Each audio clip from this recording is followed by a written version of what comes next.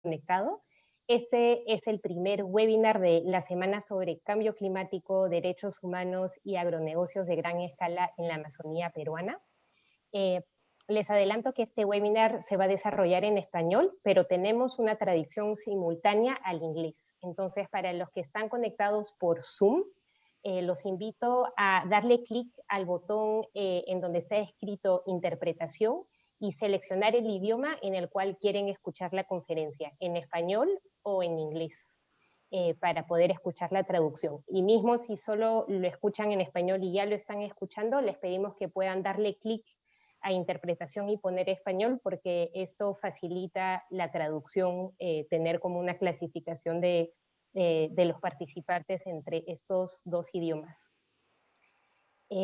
Pues entonces introduzco un poco el webinar al cual estamos participando. Mi nombre es Clemen Sabes, trabajo para Oxfam en Perú.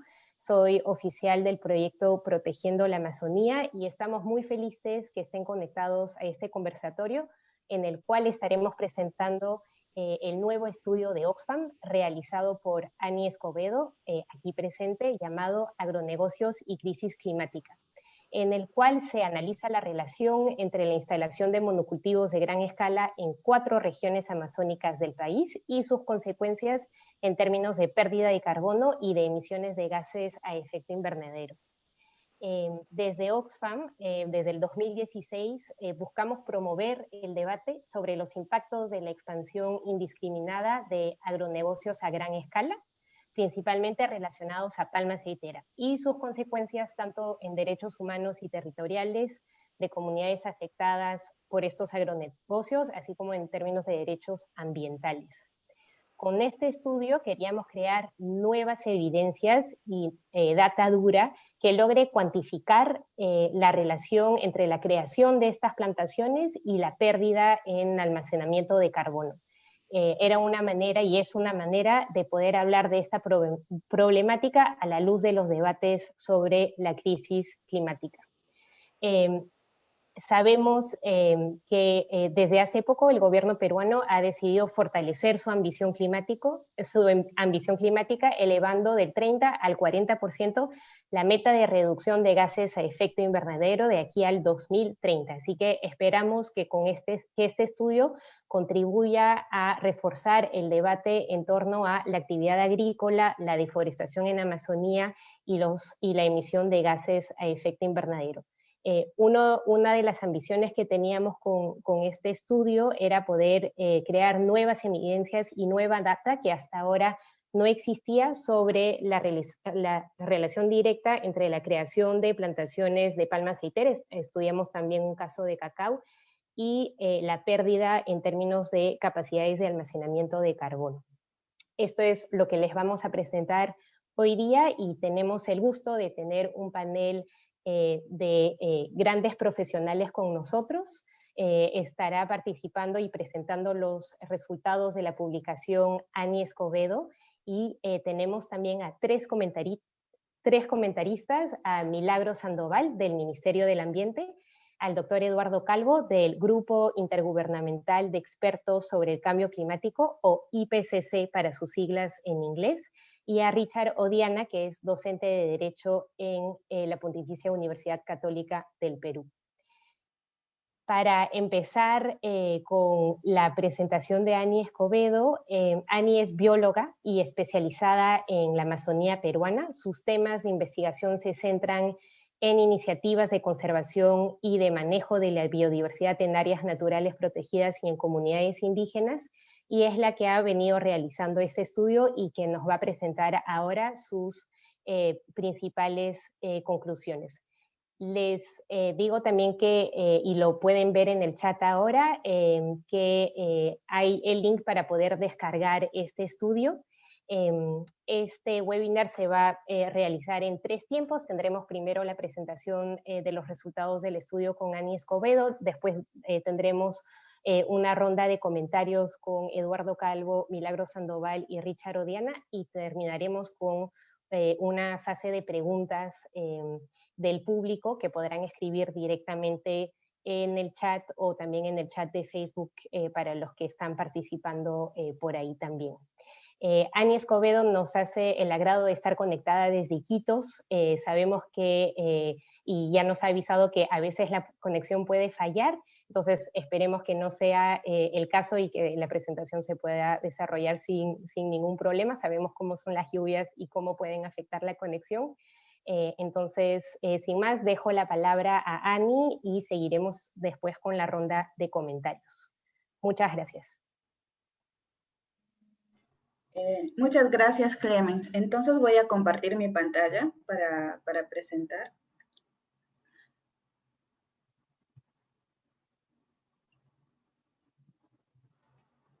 ¿Me confirman si ya se ve? Sí, la podemos ver. Ok. Bueno, buenas tardes. Reciben un cordial saludo todos y todas las asistentes. Esta noche voy a presentarles la investigación denominada Agronegocios y Crisis Climática en el Perú, del proyecto Protegiendo la Amazonía de Oxfam. Este es el contenido que va a tener esta presentación. Está compuesta por una introducción, metodología, los resultados, conclusiones y recomendaciones. Como ustedes ven en este slide, los agronegocios en la Amazonía es una realidad. Existen 4 departamentos en los cuales hay agronegocios, entre ellos se encuentra Ucayali y San Martín, que son los que concentran mayor cantidad de hectáreas en términos de sembrío de palma aceitera, seguidas de Loreto y Huánuco.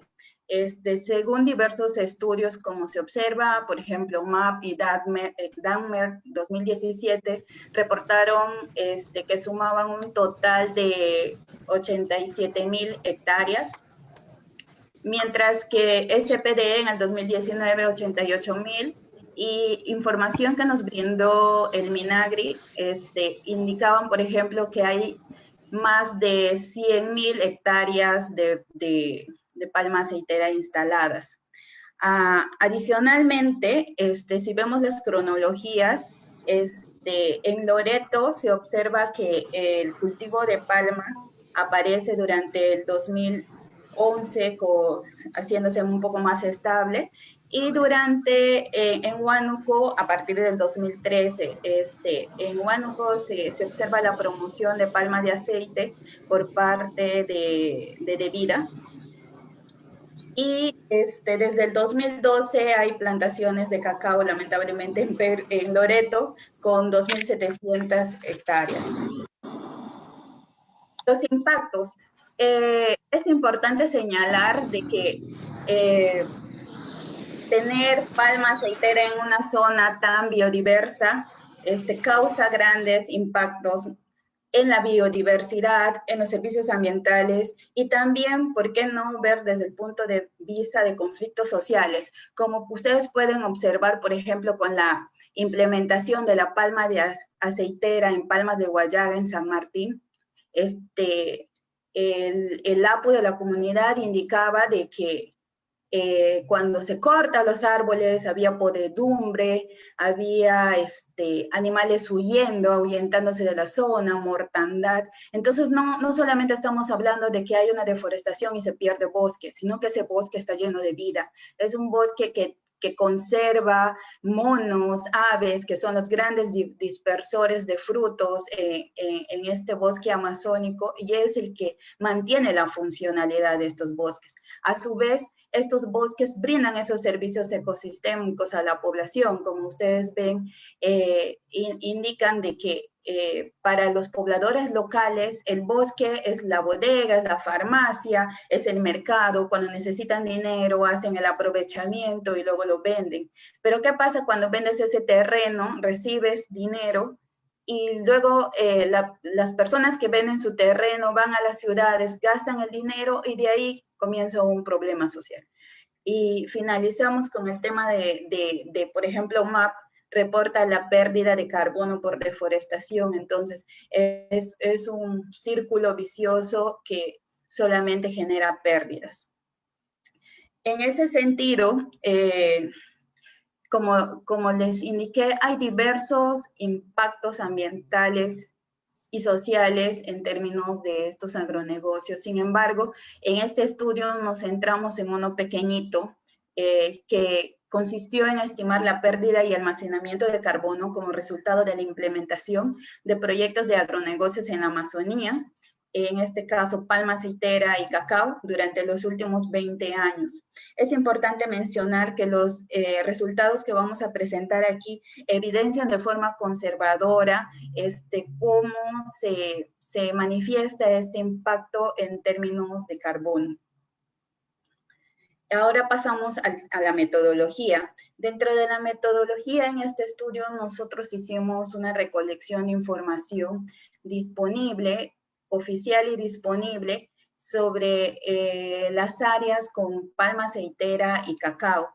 Por ejemplo, utilizamos información producida por MAP de ACA, por DANMER, por DEVIDA, por SENACE, por ONGs que hacen también el seguimiento a esta gran problemática como es Paz y Esperanza, que nos brindó, por ejemplo, los shapefiles de Palmas del Guayaga, o como la ONG EIA, que había solicitado en su momento información sobre las áreas de cultivo de palma en el Ucayali, como son 8 Sur, U y P. Y en el caso de cacao, WCS, que también ha hecho seguimiento, que nos brindó la información. En ese sentido, en el mapa se muestra las regiones donde se realizó el estudio y que contenían cultivos de estos dos productos que estamos estudiando. Para el análisis de la pérdida de carbono, lo primero que hicimos es ver cómo fueron cambiando el uso de suelo tras la aparición de estas empresas. En ese sentido, como insumo principal, utilizamos el cambio de uso de suelo de estas áreas, utilizando la información pública oficial del Programa Nacional de Bosques, de Conservación de Bosques, el PNCB, de quienes utilizamos la información de los años 2000 al 2016. Hemos utilizado estos periodos de años, 2000, 2005, 2005, 2011, 2011, 2013, 2013, 2016. Esto es nuestro horizonte del estudio. Y para actualizarlo, también utilizamos la pérdida de bosque del 2018. Esto ya con fines de mostrar los cambios como pueden observar aquí en el mapa. Este es el proceso que realizamos. Identificamos los polígonos de estas áreas con agronegocios y luego vimos cómo con la presencia de estas empresas se visualiza el cambio de uso de suelo, y lo naranja, según el PNCB, vendría a ser áreas agrícolas, pero en este estudio nosotros estamos considerando que por estar dentro de los polígonos de las empresas, corresponderían a sembríos de palma. Y luego, en el gráfico de barras pueden ver cómo ha ido cambiando a través de los años en análisis la presencia de bosque y convirtiéndose a otros usos, en este caso vegetación secundaria y palma. Para el cálculo per se de la pérdida de carbono utilizamos dos insumos principales. El principal insumo correspondió a la capa de carbono de uso de suelo producida por ASNER en el 2014, y sobre estas áreas identificadas con palma se traslapó la capa de carbono y obtuvimos promedios ponderados por estas áreas. Pero para ser justos con el tema de la palma aceitera y el cacao, hicimos una revisión bibliográfica de cuánto es el carbono que captura es el crecimiento de estas plantaciones, y utilizamos el promedio tanto para palma como para cacao de acuerdo a lo que encontramos.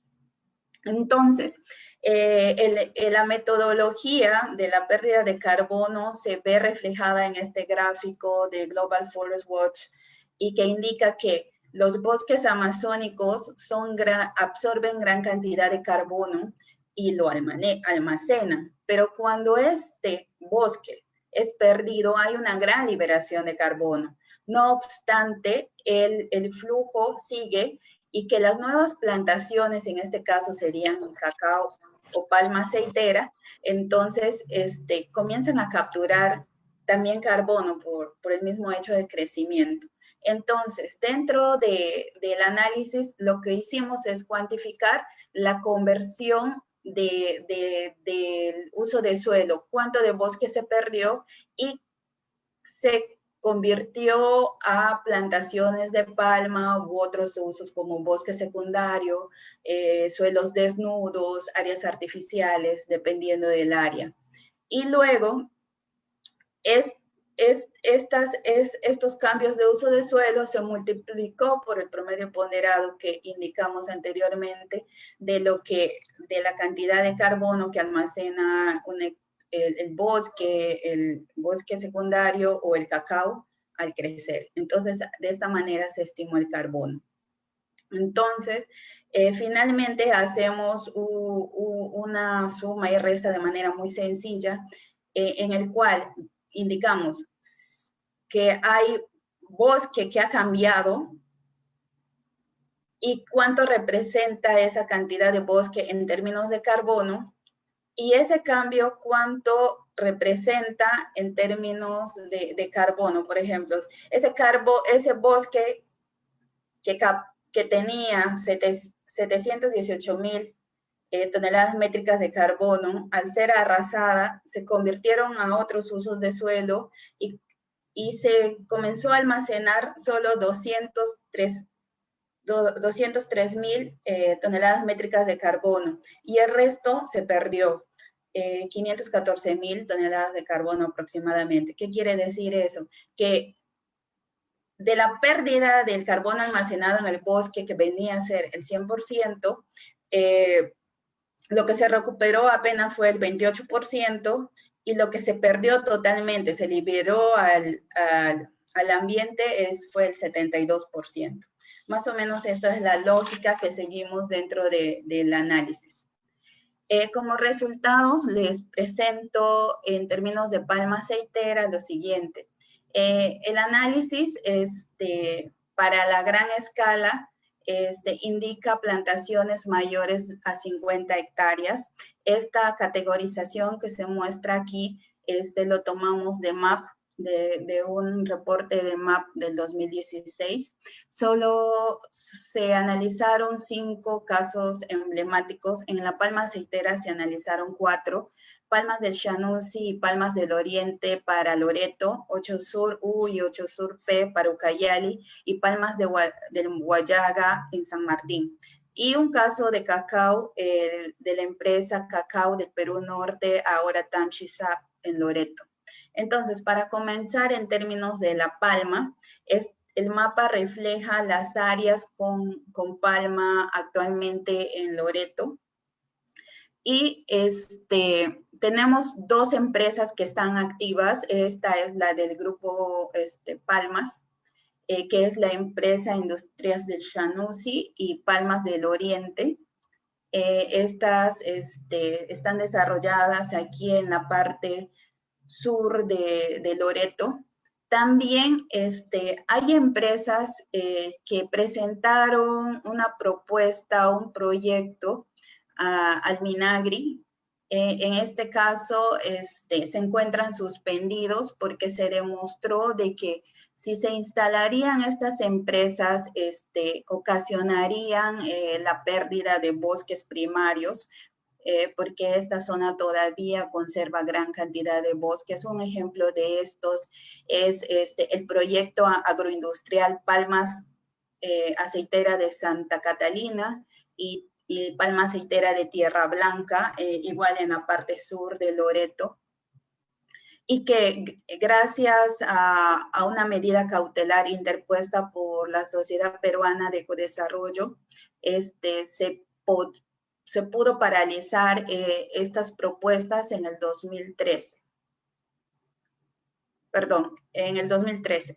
Entonces, también hemos identificado que en Loreto, a partir del 2010 aparece Denis Melca, y esta persona comienza a crear empresas y a solicitar áreas para siembra de monocultivos. Y es así que entre las plantaciones con pedido que identificamos, están 6 empresas en condición de inactivas. Esas en algún momento fueron pedidas, pero no avanzaron con EIA o estudios más avanzados como las que se encuentran suspendidas. Los cambios de uso de suelo para palmas de Chanús y palmas del Oriente reflejan más o menos 8.000 hectáreas dentro de nuestro estudio. O sea, estas empresas ocupan 8.000 hectáreas solo para Loreto. Entiendo que Palmas del Oriente tiene una extensión en Ucayali, pero en este estudio solamente se realizó para Loreto. Hay como 35.000 hectáreas de estos proyectos que fueron suspendidos por atentar en un futuro si se llegarían a hacer a bosques primarios, y hay como 50.000 como proyectos inactivos, lo cual en Loreto sumarían unos 93.000 hectáreas, pero sin embargo lo que está activo es apenas el 9%. De los resultados, aquí les muestro cómo cambió el uso de suelo por la presencia de estas 2 empresas activas, y lo que quiero resaltar en este momento es cómo la aparición de una empresa puede promover también el cambio de uso de suelo fuera de su área, fuera de su polígono, y probablemente es porque estas empresas, Palmas del Chanús, han creado facilidades porque han implementado en esa zona plantas extractoras de aceite. En ese caso, muchos de los pobladores locales que se encuentran adyacentes a estas plantaciones también han comenzado a sembrar palma, y que también ofrecen directa o indirectamente a estas empresas grandes. Entonces, la presencia, el primer mensaje es que la presencia de un agronegocio o un monocultivo va a generar que de repente se expanda más allá del área que originalmente tienen comprado. En términos de carbono, las empresas activas han perdido 6.300 hectáreas de bosque. Esta pérdida de bosque ha ocasionado que se libere 514.000 toneladas métricas de carbono, es decir, un 72%. Solo con el cambio de uso de suelo se recuperado 28%, pero lo que se liberó es 72%.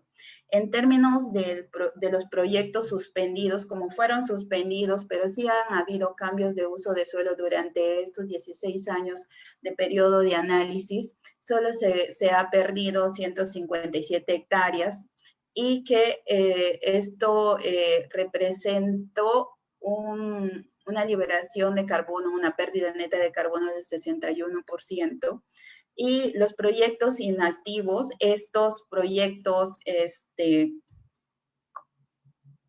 estaban completamente cubiertos de bosque primario, y apenas se observó, según el reporte del PNSB, en estos polígonos una pérdida de 9.4 hectáreas, y ha habido una liberación apenas de 916 toneladas métricas de carbono. Sin embargo, si hacemos un conteo general, lo que se estuviera liberando en términos de porcentaje de carbono es más del 60%.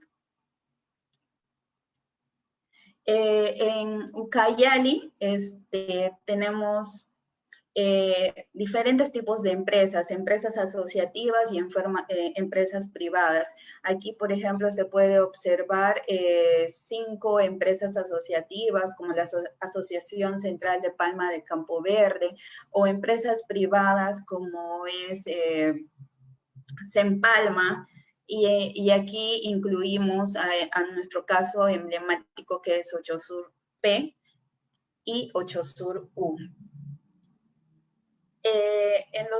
Respecto a los cambios de uso de suelo por estas dos empresas emblemáticas, se observa que a partir hasta el 2011, estas áreas donde se ubicaron estas empresas estaba cubierto de bosque. Y a partir del 2013 y el 2016 cambiaron totalmente a palma.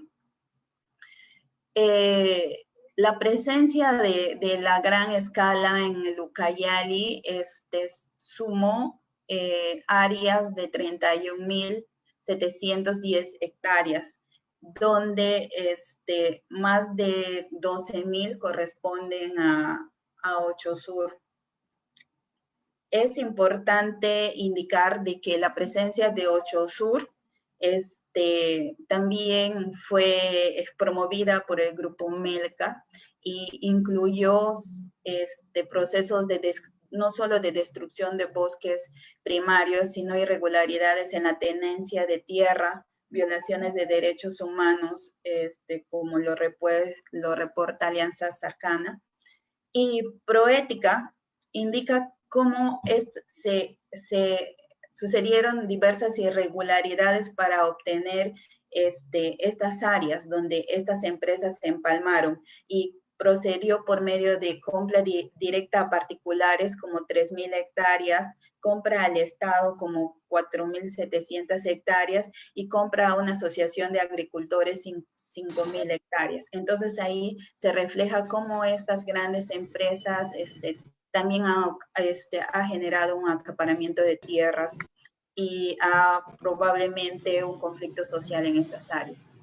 Esto es un mapa que ejemplifica cómo Ochosur, U y P han transcurrido a través del tiempo, desde el 2000 hasta el 2016, como lo mostré anteriormente, y se observa igual que en el 2016, tras la aparición de la palma, también ha incrementado la aparición de más agricultura en las zonas adyacentes. Incluso en los últimos reportes de pérdida de bosque del PNCB se observan hasta parcelas muy compactitas. Entonces se podría inferir de que algunas de estas áreas fuera de estos polígonos pueden contener palma.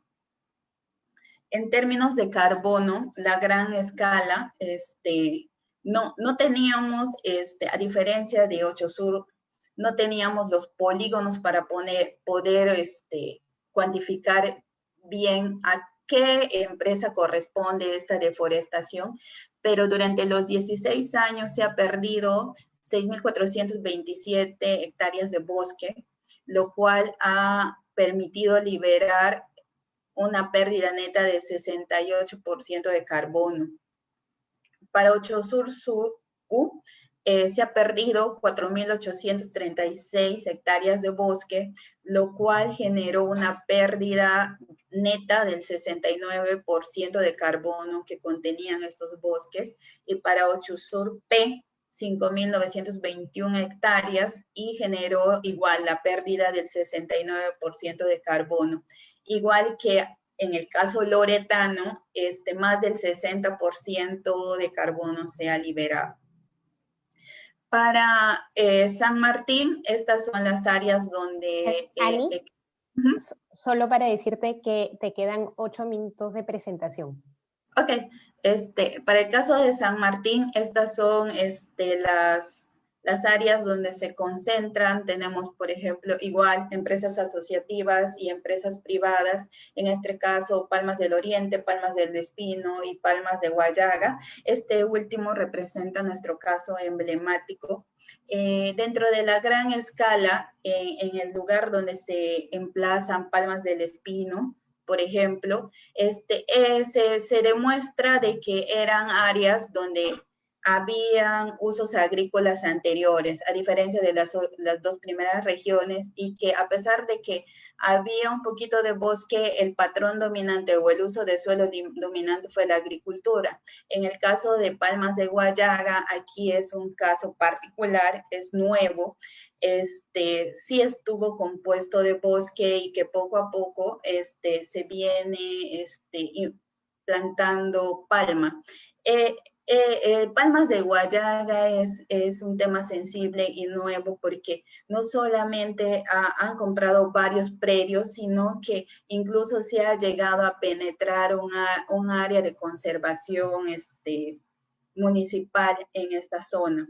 Entonces, la gran escala en San Martín suma en total 25,000 hectáreas, arriba de 25,000 hectáreas. Y esto es lo que decía de Palmas de Guayaga, que estos son los diferentes predios que compraron,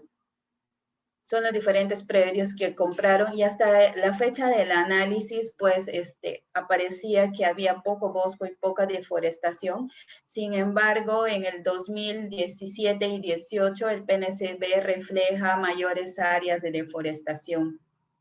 Según Mongabay y la ONG Paz y Esperanza, esta deforestación bordearía el 27% de un total de 1.900 hectáreas que ahora tiene esta área.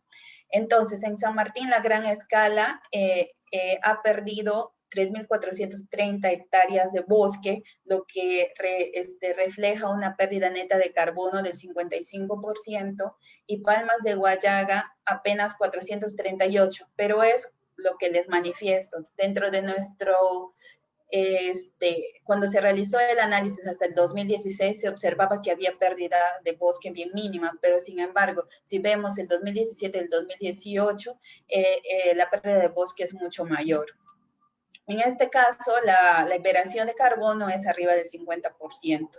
En términos de cacao, el Loreto tiene su primera área de monocultivo extenso en esta parte norte de la Amazonía. Está asociada al grupo Melca, que apareció a partir del 2010 y que inició sus actividades Perú Cacao del Perú Norte a partir del 2012 y muchos de los que seguimos estos casos emblemáticos saben que ellos han tenido ya un proceso judicial y penal por el delito ambiental de tala ilegal.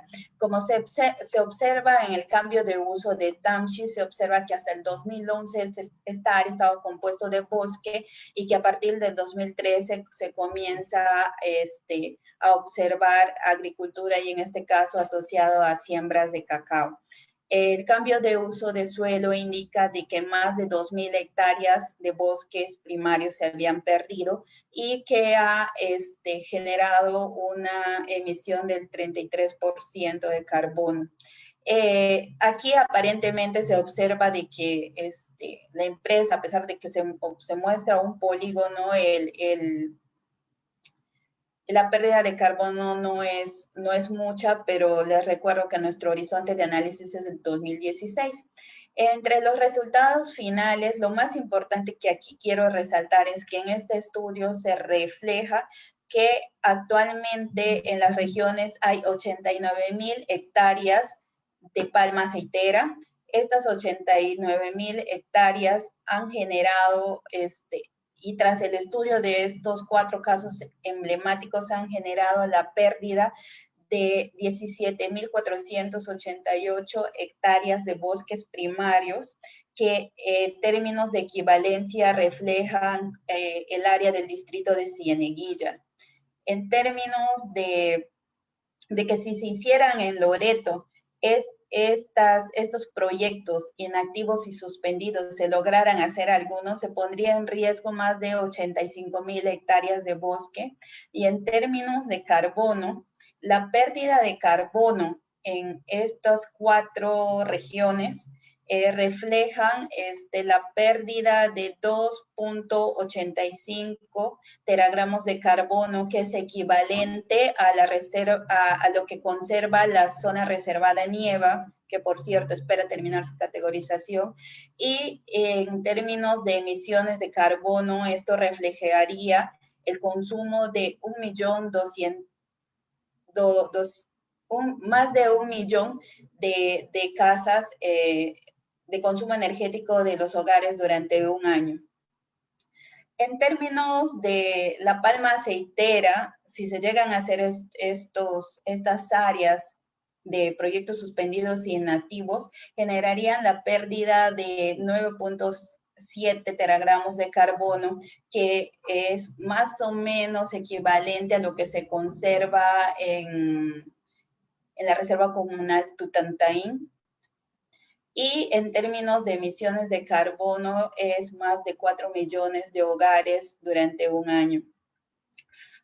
En términos de la pérdida de carbono por el cacao, esto representa 319.000 toneladas de carbono equivalente, igual al consumo de 36.861 hogares durante un año.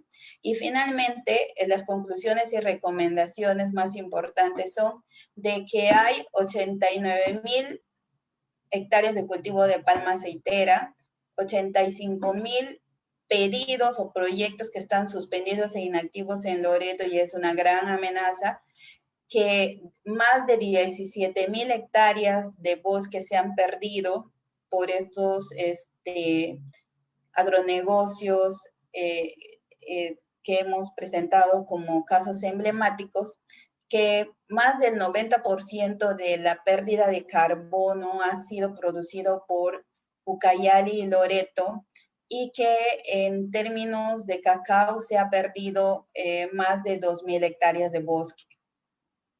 Y las recomendaciones finales es, hay un plan de palma aceitera. Se debe revisar este plan, porque los lugares donde se están poniendo palma aceitera no todos son idóneos. A pesar de que tiene características idóneas para ser sembradas, hay áreas que dice que es idóneo para ser sembrado, pero tiene bosques en pie. Entonces, revisemos este plan. Se debe desalentar la promoción de agronegocios en la Amazonía, sobre todo aquellos que tienen bosques primarios, como lo demostramos en Loreto. Se debe considerar las relaciones de poder que hay entre los capitales privados y actores de menor capacidad de negociación, como los pueblos indígenas y comunidades campesinas. Es imposible que te estén comprando una hectárea de tu terreno de bosque por menos de $100. Y se debe generar evidencia sobre estas relaciones y la implicación de la expansión de agronegocios. Finalmente, sugiero que todos nosotros que estamos en esta charla debemos estar atentos para prevenir y denunciar, sobre todo en este tiempo de COVID, donde MAP ha demostrado, por ejemplo, en Tierra Blanca, la deforestación causada de los menonitas, y que en esta área era cercana a lo que había pedido el grupo Melca inicialmente, y que se ha demostrado que esto estaba cubierto de bosque. Y finalmente, si Perú quiere cumplir con el compromiso de París, debe hacer caso a los impactos de estos agronegocios. Eso es todo. Muchas gracias. Muchísimas gracias, Ani, por esta exposición y por también generar y revelar datos tan importantes, uno de ellos siendo que desde la creación de los agronegocios de gran escala que mencionaste en el estudio, se han liberado más de 2.859.000 toneladas métricas de carbono a raíz de la deforestación causada en Amazonía por los cultivos de palma. Estas cifras son cifras impactantes que pueden encontrar en el estudio. Vamos a estar también compartiendo a través de las redes sociales de Oxfam en Perú una serie de gráficas y unos videos que también resumen las principales conclusiones y las recomendaciones también del estudio. Muchas gracias de nuevo, Ani. Habrá un momento al final de este webinar para preguntas también del público. Si ya tienen algunas preguntas o aclaraciones, las pueden escribir en el chat mencionando también su nombre. Y las estaremos comentando y seleccionando al final de esta sesión. Para seguir con esta conversación muy interesante que viene a echar luz, como lo decíamos también al inicio de la conversación, sobre una nueva manera de hablar de los impactos de los agronegocios de gran escala desde una mirada climática. Seguimos esta conversación abriendo una ronda de comentarios con los panelistas que están aquí presentes. Vamos a empezar con Milagros Sandoval. Milagros es directora de mitigación de gases a efecto invernadero en el Ministerio del Ambiente desde junio del 2020. Es la dirección que lidera la Política Nacional de Reducción de Gases a Efecto Invernadero y es la dirección que busca garantizar también el respeto de los compromisos que el gobierno peruano tiene ante los acuerdos de París, entre otros. Milagros, muchas gracias por darte el tiempo y por este espacio. La idea es que puedas reaccionar y comentar los resultados del estudio de Ani y también planteo dos preguntas guías para esta conversación y para arrancar esta conversación. Una que es cómo se vinculan los hallazgos del estudio a las políticas de mitigación actuales del Estado peruano. Y la segunda es viendo también que estamos en un momento bastante peculiar en términos de pandemia, de reactivación económica. Hemos visto, como lo ha mencionado Ani también, que se están dando, como con el caso de los menonitas, mayores presiones sobre el bosque y los recursos naturales. Hay casos de deforestación que se han ido identificando a lo largo del año 2020. Entonces la pregunta relacionada a esto es ¿qué acciones se están tomando y se pueden tomar desde el Estado para prevenir que aumente la deforestación? Entonces, estas dos preguntas guías para lanzar tus comentarios y muchas gracias de nuevo por tu participación. Bueno, buenas tardes con todos y todas. Muchas gracias, Clemens, por la invitación a Oxfam y muchas gracias, Ani, por la presentación del estudio. También lo he estado leyendo durante estos días y les agradezco mucho por este tipo de estudios porque, en primer lugar, nos ayuda a tener información, ¿no? Información para discutir. Siempre es importante tener mejor información e incluso siempre es muy importante que diversas instituciones trabajen la información, ¿no? Porque de esa manera también, otro punto que me gustaría resaltar es que podamos tener estos diferentes espacios para poder conversar y discutir sobre estos temas, ¿no? Muchas veces, y más aún ahora en este contexto, estamos todos confinados de alguna manera en casa y no tenemos estos espacios para conversar y definitivamente es importante escucharnos, es importante conversar sobre lo que viene pasando, la información y definitivamente al final estos temas son de co-construcción, ¿no? No son solamente de un sector, no son solamente del gobierno, son temas donde están vinculados diversos actores y en general tanto a nivel multinivel como también multiactor y multisectorial, ¿no? Entonces definitivamente el trabajo y las iniciativas desde sociedad civil que nos ayuden a trabajar o a iniciar esas discusiones son muy importantes, entonces me gustaría resaltar también este espacio y este trabajo, ¿no? Porque al final son temas que nos ayudan a seguir discutiendo en diferentes espacios. A mí me gustaría un poco también resaltar algunos avances que tenemos desde el Ministerio y que venimos discutiendo con diversos actores en relación a temas, como mencionaste, Clemens, relacionados a la política de cambio climático, ¿no? Y el tema de deforestación. A la fecha, comentarles que estamos haciendo un gran esfuerzo para que el inventario, nuestros inventarios nacionales ya ya van a usar las guías del IPCC, y justo Eduardo está aquí, ¿no? Las guías del IPCC del 2006, ¿no?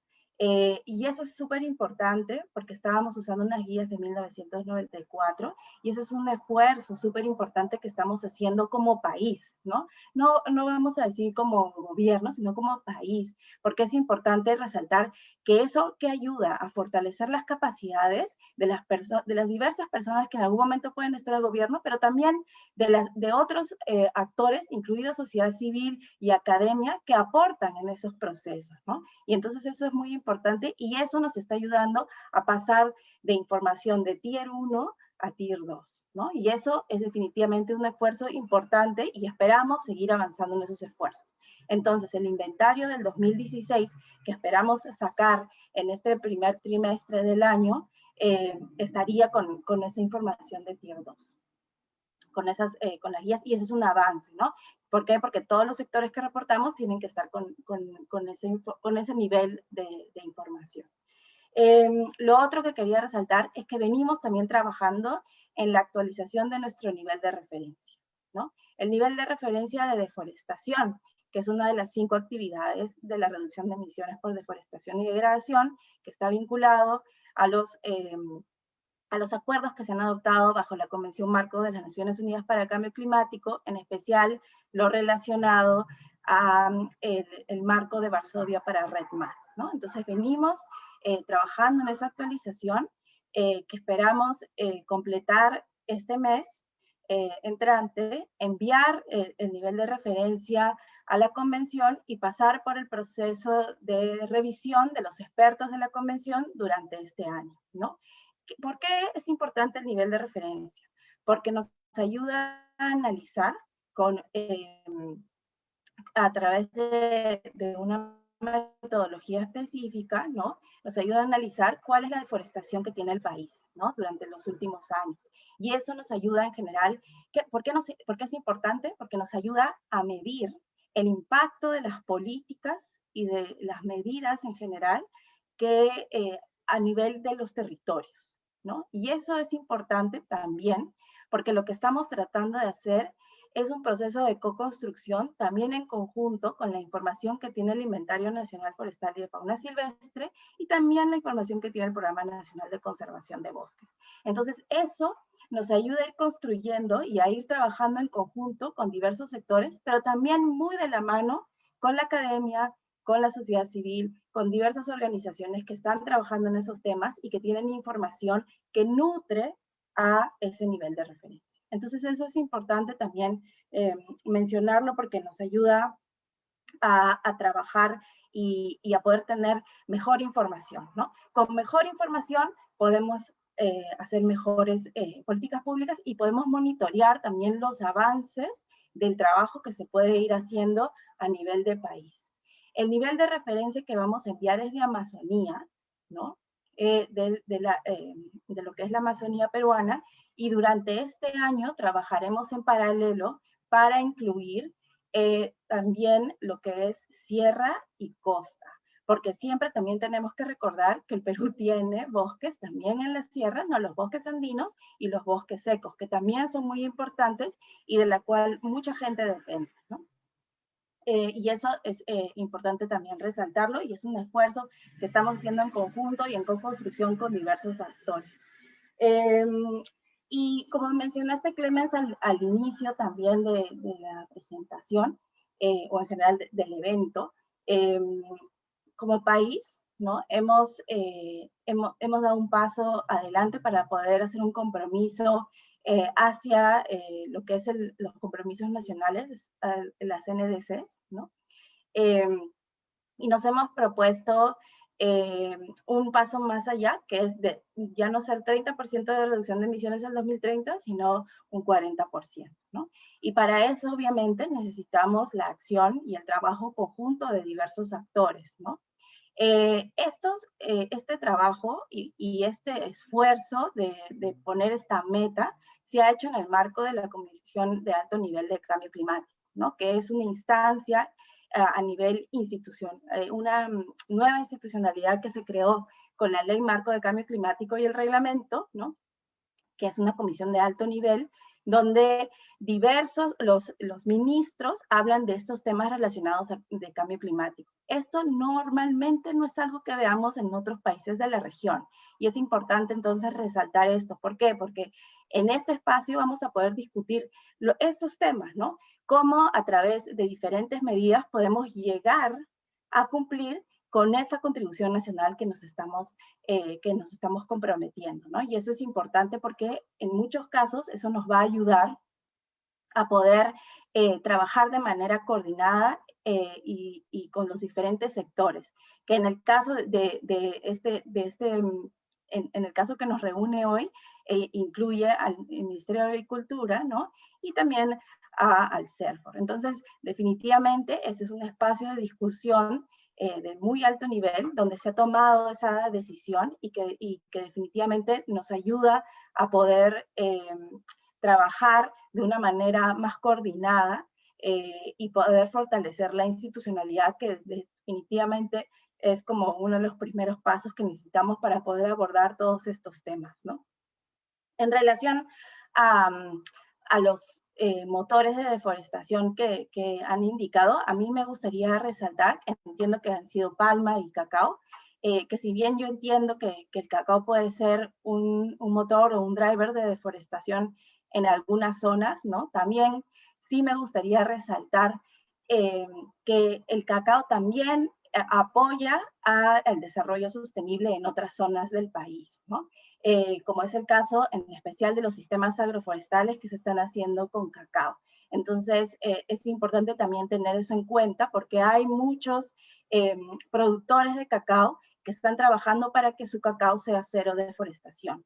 Y eso sin duda es un esfuerzo importante de productores, ¿no? Por ejemplo, en el caso de San Martín, Ucayali, que vienen en áreas, por ejemplo, que son deforestadas o que han sido degradadas, incluir esos sistemas agroforestales que nos ayudan de alguna forma también a hacer de alguna manera, corredores de conservación, ¿no? Corredores que nos ayudan a vincular eso a vincular esos espacios degradados o deforestados con áreas, por ejemplo, de bosque primario, y que nos ayudan, como mencionó Ani, a poder tener estos corredores que también ayudan a temas de biodiversidad, ¿no? Entonces eso es importante también tener claro, que también el cacao aporta, o los sistemas agroforestales donde también está el cacao, aportan a esos procesos, ¿no? Y en definitiva, como mencionaba en general, y volviendo un poco a lo de las metas, el tema de los bosques es súper importante, ¿no? De acuerdo a nuestro inventario de gases de efecto invernadero del 2014, alrededor de más del 45% de las emisiones provienen del sector USCUS, ¿no? Y definitivamente, si bien es un reto, también implica una oportunidad, ¿no? De poder vincular estos procesos y que el bosque sea algo que lo veamos como una oportunidad para promover el desarrollo sostenible en nuestro país. Sin duda todavía hay mucho que trabajar, ¿no?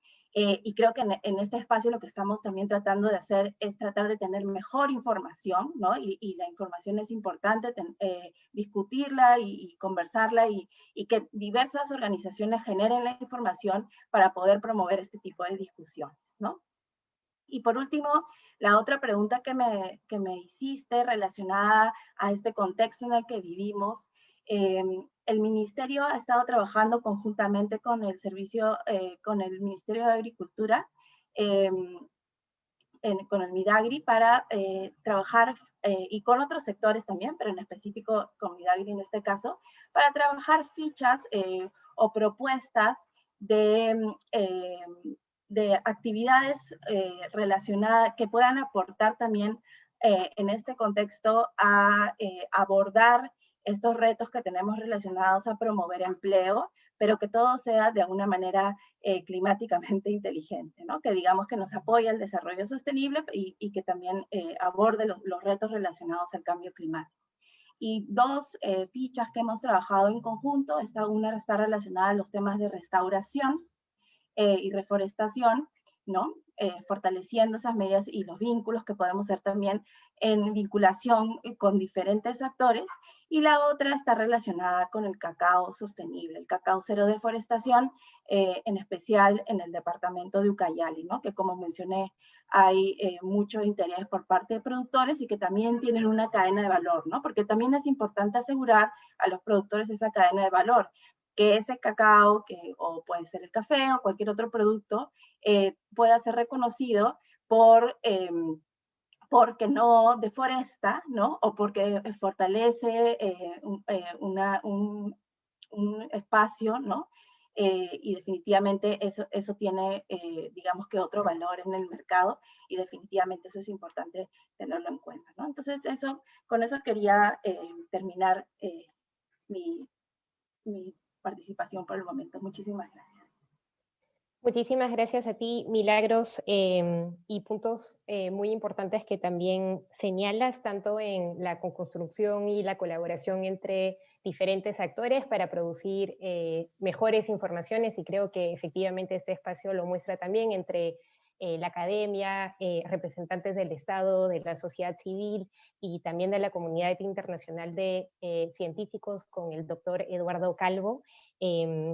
Y paso, de hecho, la palabra a Eduardo. Creo que regresaremos en las preguntas sobre algunos puntos. Muy válido también poder compartir los buenos ejemplos desde cadenas productivas de cacao que luchan activamente contra la deforestación, y mostrar justamente que hay alternativas a los ejemplos que nosotros mostramos en este estudio, que tienden a no respetar este tipo de acciones, sino a no ser climáticamente inteligentes, y saber que hay una serie de actores que sí apuesta sobre esto, muestra alternativas muy viables para salir de un tipo de modelo económico no sostenible hacia acciones y emprendimientos económicos que sí nos muestran la vía de un desarrollo sostenible y que protege también la Amazonía. Así que gracias por también recordar esos ejemplos.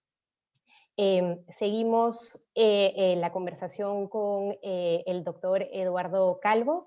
Eduardo Calvo es profesor asociado en la Universidad Nacional Mayor de San Marcos y es copresidente del Grupo de Trabajo sobre los Inventarios Nacionales de Gases de Efecto Invernadero en el Grupo Intergubernamental de Expertos sobre el Cambio Climático, o el IPCC en sus siglas en inglés.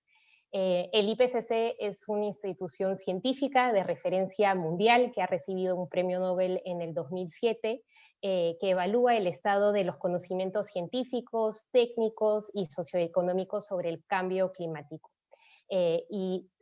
Por eso entonces es una instancia de suma importancia en la lucha contra el cambio climático, y tenemos la suerte en Perú de tener un científico peruano que hace parte de uno de los grupos de trabajo de esta institución científica. Para el doctor Eduardo Calvo, desde su perspectiva, tanto como profesor como científico perteneciente a este panel, nos parecía bastante interesante hacer un puente entre cómo se relacionan los hallazgos del estudio con el contexto regional y global sobre agronegocios y monocultivos y emisiones de gases a efecto invernadero. Y también sumo esto otra pregunta guía, como lo hice justo antes, para también señalar que en el año pasado el IPCC publicó un informe bastante importante sobre cambio climático y tierra, en el cual señalan que el 25% de los gases a efecto invernadero a nivel mundial están vinculados al uso del suelo y al cambio de uso de suelo, como es el caso también en Perú, como lo recordaba Milagros. En nuestro caso es el 45% de los gases de efecto invernadero que dependen de esta categoría. Entonces, en este marco nos interesaría también saber cuáles son los principales puntos que habría que atender para reducir las emisiones de gases de efecto invernadero con relación al uso de la tierra, especialmente en Amazonía. Muchas gracias, doctor Calvo, por estar con nosotros y le paso la palabra. Muchas gracias, Clemens. Bueno, aprovecho la oportunidad para felicitar a la expositora y también para saludar a Milagros Sandoval del Ministerio del Ambiente. Sí, como referías, para el IPCC es sumamente importante tanto el tema de la tierra, a la que recientemente le hemos dedicado un informe especial en el cual se cubrían también aspectos de desertificación, degradación de suelos y seguridad alimentaria. Es un informe que se los puedo recomendar y que está disponible, como todas las publicaciones del IPCC, en www.ipcc.ch. Además de esto, quiero señalar que en el año 2019 hemos producido una actualización, la llamamos refinamiento, de las metodologías del 2006.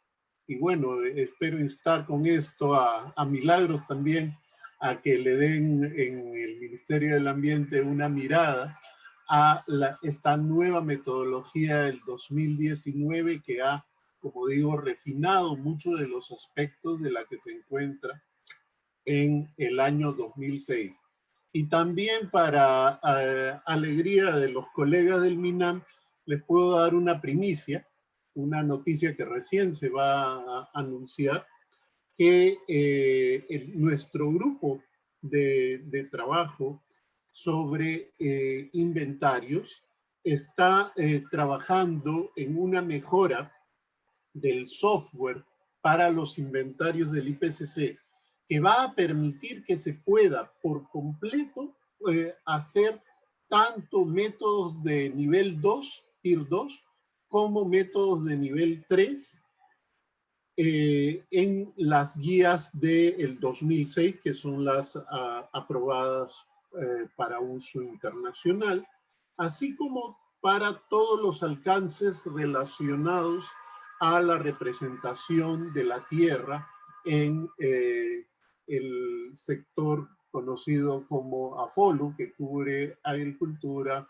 forestería y otros usos del suelo. Así que en estos momentos estamos probando las versiones preliminares para poder ya tener un producto en unos meses que pueda ser lanzado y que creo que sobre todo a la comunidad tanto de forestal como a los expertos en agricultura y en cambio de uso del suelo le va a ser muy útil esta mejora muy sensible que se está haciendo y que ha costado un gran esfuerzo.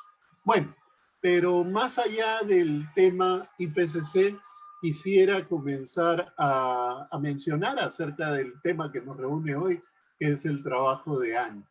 Y comenzaría por felicitar el trabajo exhaustivo que se ha dado en esta recolección a lo largo y ancho del país, de ver en dónde ha habido una rápida expansión de los cultivos tanto de cacao como de palma aceitera.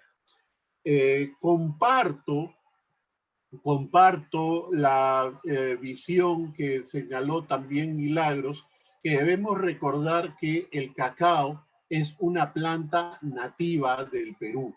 El cacao es, por supuesto, no es una planta que debería estar en cualquier ecosistema ni que debería convertirse en un monocultivo, pero hay que recordar que sí, mientras la palma es un cultivo exótico, el cacao es una planta nativa y que, como dijo Milagros, puede ayudar en múltiples condiciones al desarrollo sostenible en los lugares adecuados.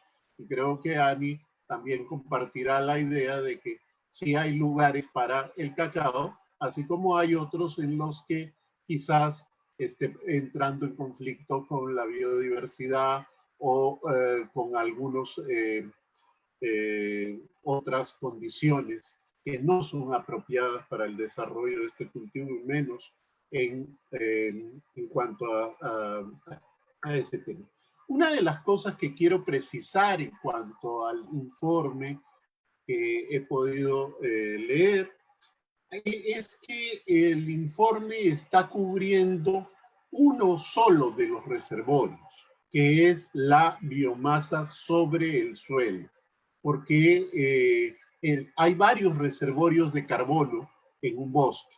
Indudablemente hay complicaciones metodológicas, hay mayores requerimientos de datos para trabajar los otros reservorios. Particularmente difícil es el encontrar el carbono en la superficie del suelo y un poco menos complicado, pero también con complicaciones, es encontrar el carbono, o sea, la biomasa que se encuentra bajo el suelo.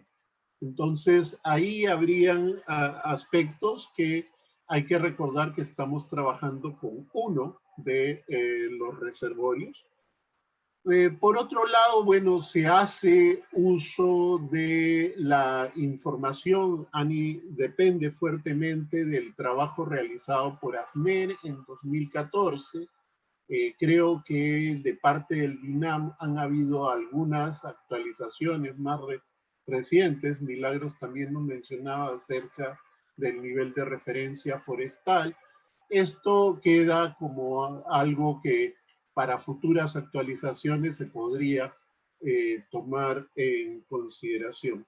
Uno de los puntos metodológicos que yo quiero resaltar del informe y que causó un poco de sorpresa, no mucha, pero fue el amplio rango de la cantidad de carbono en los dos cultivos.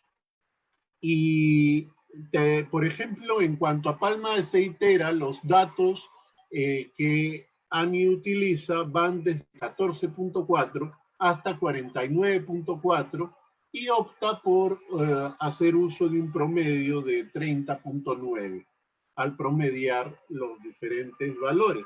Lo mismo ocurre y todavía con un mucho mayor rango en el caso del cacao, que va desde 12.1 toneladas de carbono hasta 80 y con un promedio de 39. Entonces, aquí lo que podemos señalar es que en realidad lo que sería muy bueno es hacer en estos lugares, indudablemente eso tiene otro costo, y probablemente demande otros esfuerzos, pero sería conveniente en los diversos lugares donde están estas plantaciones hacer un estudio alométrico con ecuaciones alométricas y calcular la cantidad de carbono por hectárea de una manera más localizada para evitar el efecto de la generalización, especialmente cuando estamos trabajando, claro, con un promedio que puede distar, como hemos visto, hasta en 40, o sea, prácticamente duplicarse o convertirse en la tercera parte en el caso del cacao y convertirse en la mitad o aumentar un 50%, más de un 50% en el caso de la palma aceitera. Otra de las cosas que, en la que el futuro es promisorio es que las imágenes de satélite, especialmente los satélites de alta resolución, se están convirtiendo en más asequibles.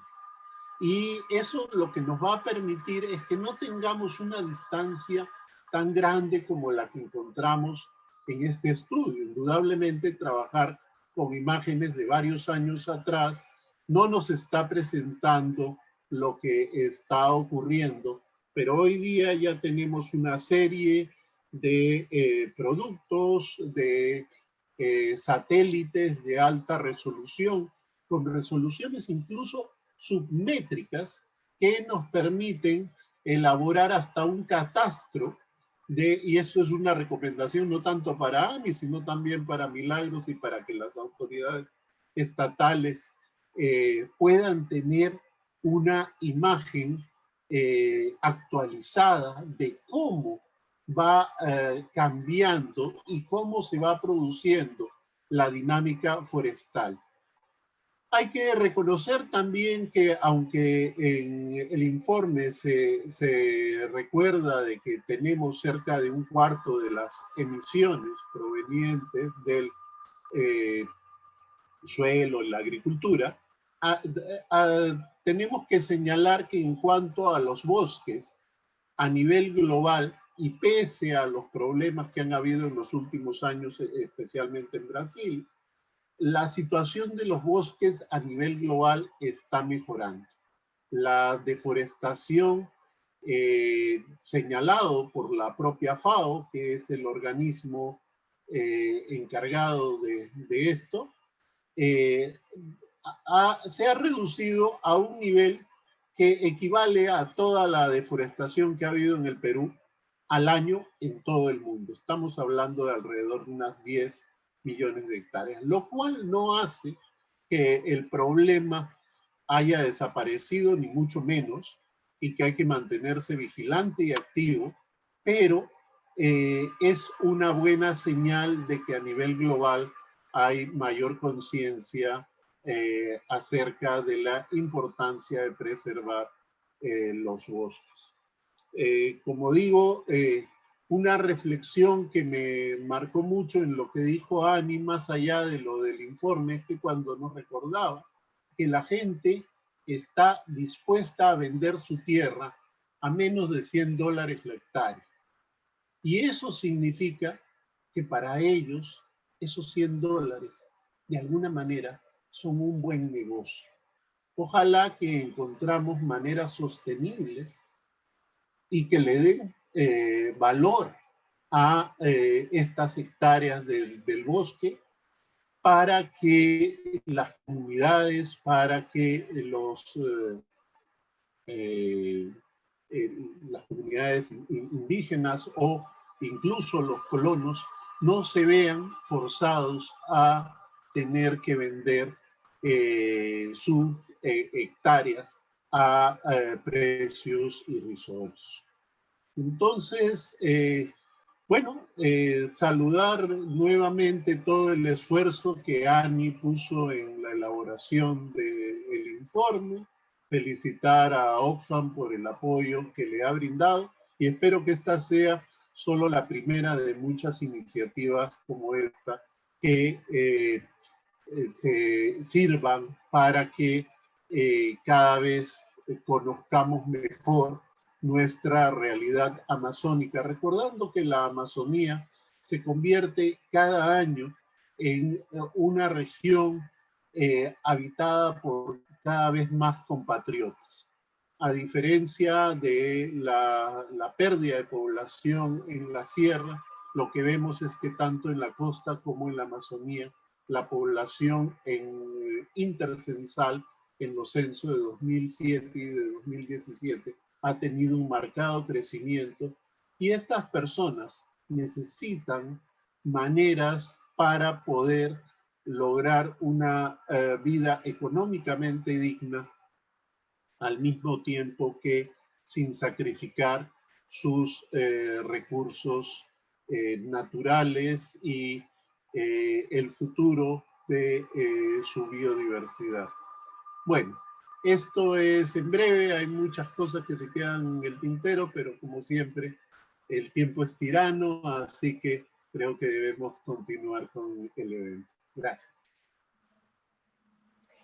Muchísimas gracias, doctor Calvo, por estas recomendaciones y por también sus comentarios precisos sobre la metodología. Estamos, de hecho, también de acuerdo con la recomendación que daba de lograr, creo que uno de los...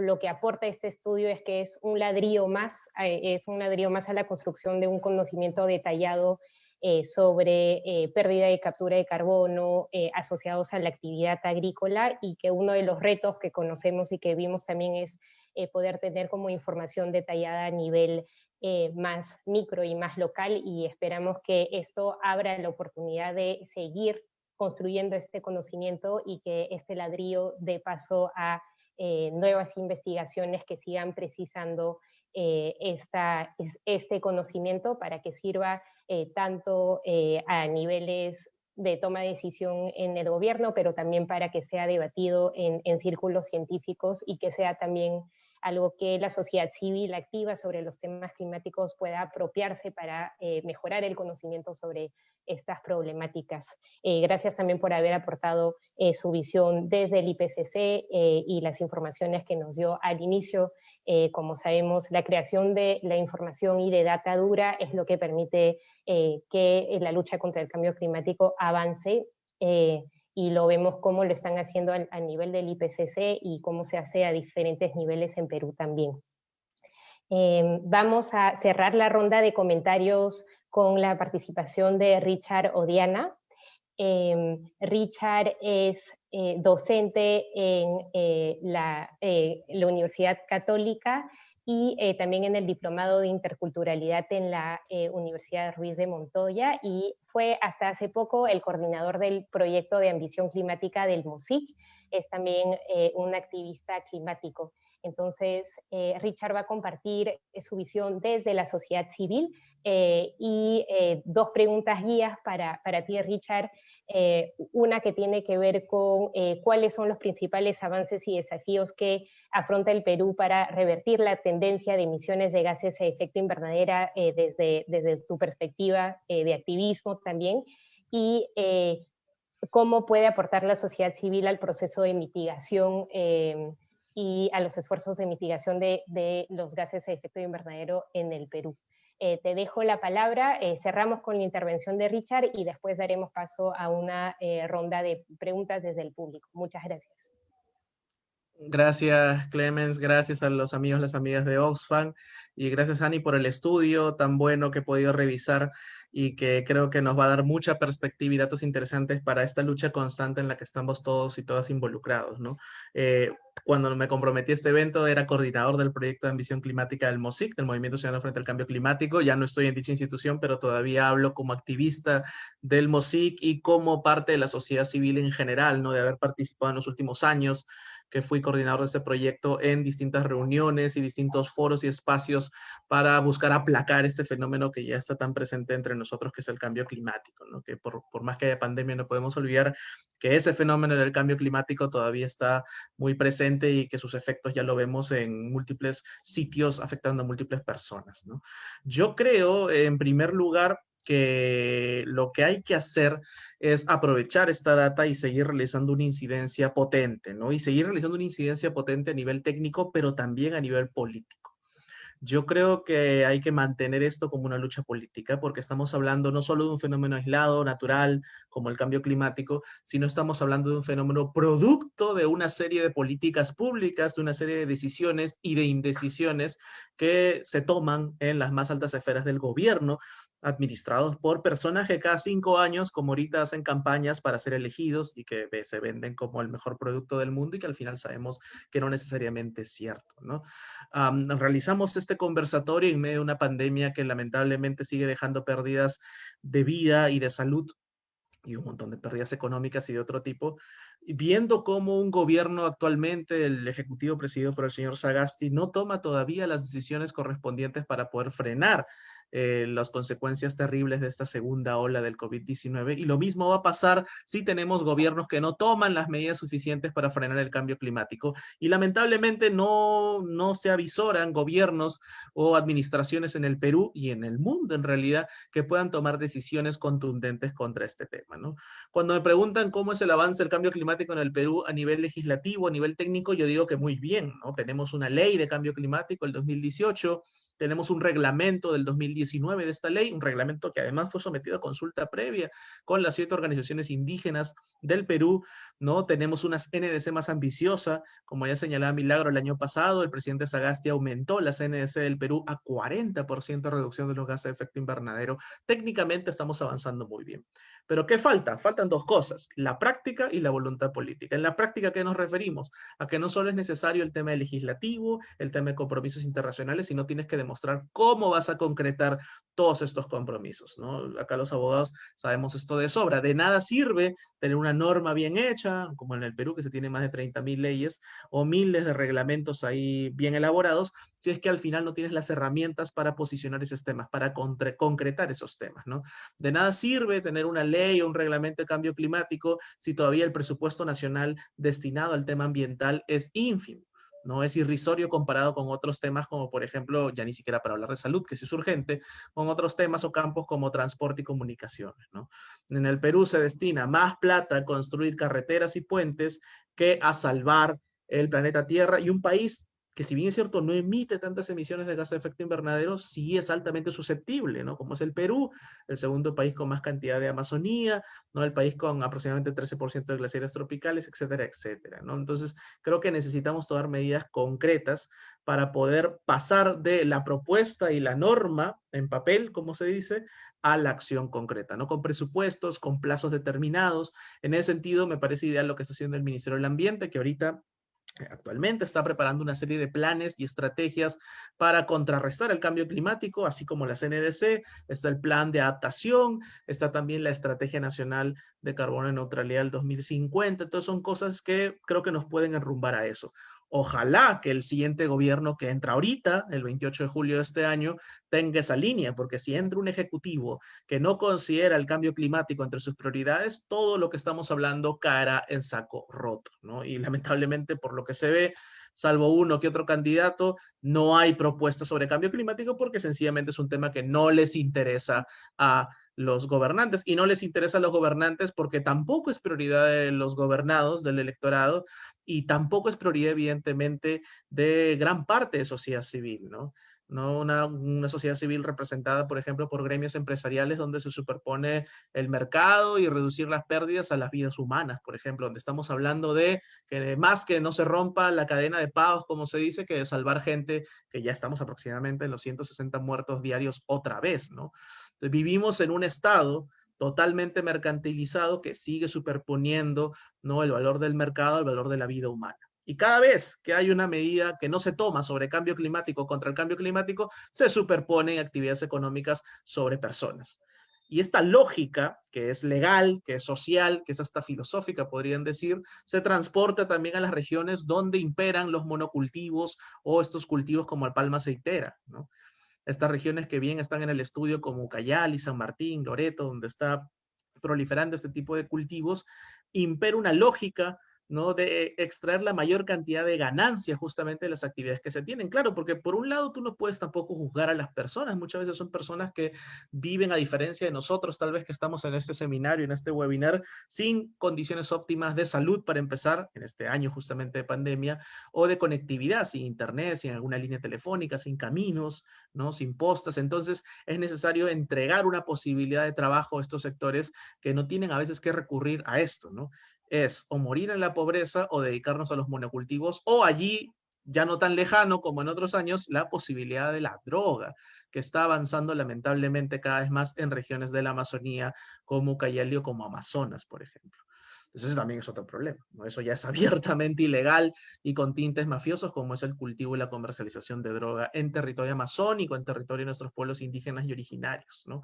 Organizaciones que además se han visto dañadas por el Estado innumerables veces, ¿no? Atrás de cada protesta social con muertos, el año pasado la última, que se tuvo 3 muertos, ¿no?, en Loreto, cuando todavía era presidente de Vizcarra, o 3 muertos asesinados en el paro agrario de diciembre, muertos que están sobre el presidente Sagasti. Cada vez que pasa uno de estos fenómenos, se lastima, se daña a la forma de organización indígena, ¿no?, calificándolos como personas y grupos que están en contra del desarrollo, ¿no? Que están en contra de la inversión, y calificándolos prácticamente de bárbaros y hasta de terroristas, ahora que estamos hablando del término terruqueo en la campaña electoral. Entonces, a esas mismas organizaciones no les podemos exigir que se pongan fuertes frente a la mafia de la droga o frente a la mafia abiertamente de los monocultivos como la palma aceitera. Y es una mafia abiertamente, y acá no hay ningún tema de difamación, porque ya estos señores están viendo sentenciados por el Poder Judicial. El año pasado ya tuvimos una sentencia contra Denis Melka, que es este señor, este empresario checo-estadounidense, que está involucrado en varias inversiones de monocultivos en la Amazonía peruana, ¿no? Ya el Poder Judicial tiene una sentencia contra este señor y tiene más procesos abiertos y en investigación. O sea, ya podemos dilucidar que hay personas que, no lo digo yo, no lo dicen las ONGs, lo dice el Poder Judicial peruano, ¿no? Que incurrirían en algún tipo de ilícito, en algún tipo de delito, por algo están condenados por Código Penal peruano, en Poder Judicial peruano. Entonces, habría que revisar allí con más detalle, ¿no? Siempre he visto que los temas ambientales, climáticos, se traza una línea entre pro-empresa, anti-empresa, ¿no? Creo que la empresa no es mala per se, así como tampoco hay que idealizar, no sé, al pueblo indígena o a la sociedad civil representada por ONGs, sino que hay que ver los casos concretos. Y si vamos a ver casos concretos, vamos a ver que en muchos de estos casos hablamos de gente que tiene prácticas incluso ilegales, ¿no?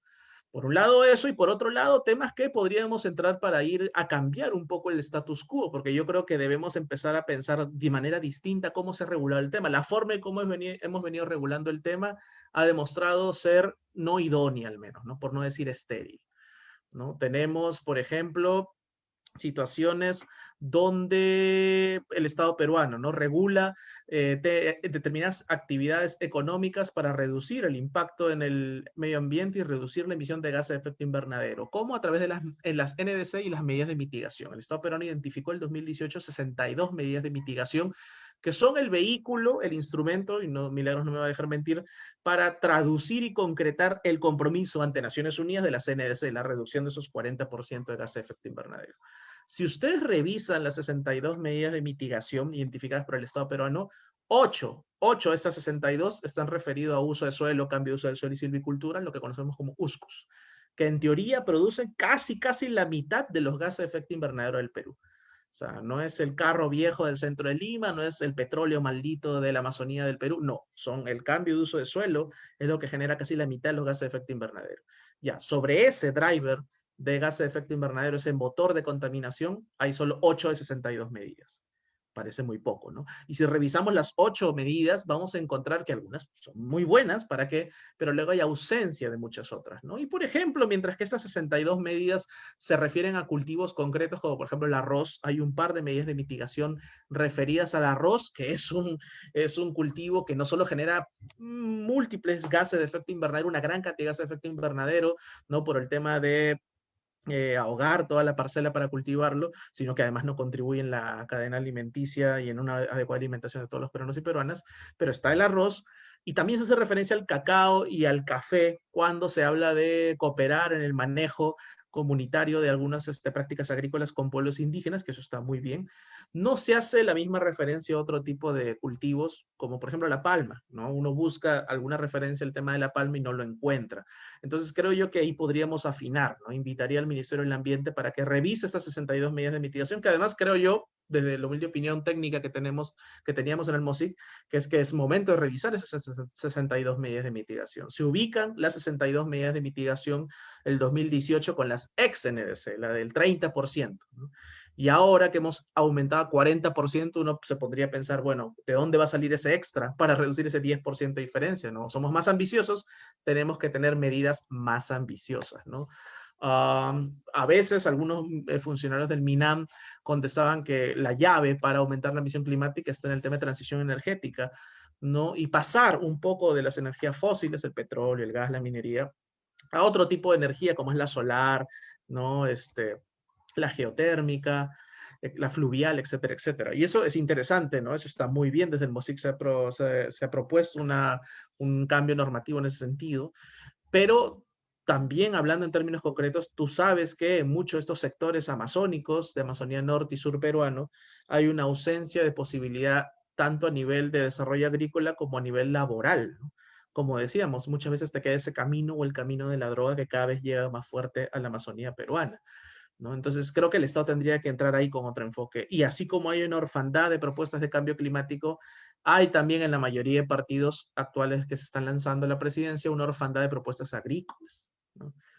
No hay tal vez una propuesta de, algunos hablan de cultivos alternativos, por ejemplo, ¿no? Creo que son propuestas interesantes que podríamos discutir. Otros hablan de propuestas para controlar la extensión de tierra, que a veces la tierra de determinadas partes del Perú, en el norte, por ejemplo, están acumulados en 3 o 4 grupos empresariales muy poderosos, ¿no? Eso se ha propuesto también, el tema de limitar la extensión de tierra. Habría que analizarlo, ¿no? Habría que analizarlo con los expertos y las expertas correspondientes, pero lamentablemente, yo no sé si acá vamos a llegar a un consenso, el status quo no puede seguir, porque las normas tal cual están implantadas van a fomentar justamente que se siga deforestando, que se siga traficando la tierra, que se siga quemando la Amazonía, y eso no nos va a convenir a todos nosotros en realidad, porque si bien es cierto el cambio climático afecta principalmente a las personas que viven en estos ecosistemas, las comunidades ribereñas, por ejemplo, son las primeras que se van a ver afectadas, finalmente la afectación termina llegando a todos, ¿no?